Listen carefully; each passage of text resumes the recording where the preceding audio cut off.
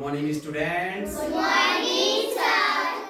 प्यारे बच्चों, हम लोग आज सीखने वाले हैं स्थानीय मान। क्या सीख रहे हैं? स्थानीय मान। स्थानीय मान के सवाल बहुत आसान होते हैं। हमने तुम्हें बताया था कि हर एक स्थान पे उस संख्या की अलग अलग वैल्यू या मान होते हैं। तो ये कितने लिखे हुए हैं? 345। इसको कैसे पढ़ेंगे अपन लोग? 345। हाँ, इसमें इकाई का अंक है 5, दहाई का 4 और सैकड़ा का 3।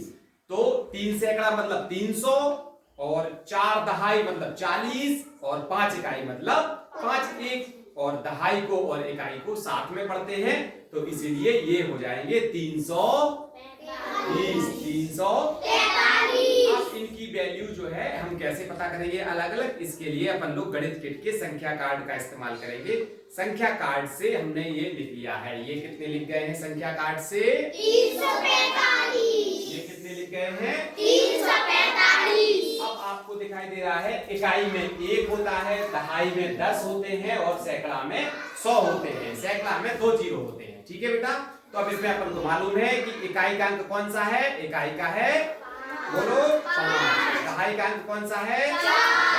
दहाई का अंक कौन सा है? 4। और सैकड़ा का अंक कौन सा है? 3। कौन सा है बेटा?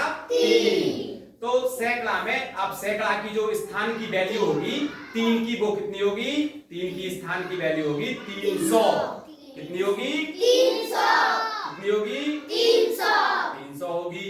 और 4 के स्थान की वैल्यू होगी 40। कितनी होगी? 40। कितनी होगी? 40। और 5 के स्थान की वैल्यू 5 ही होगी।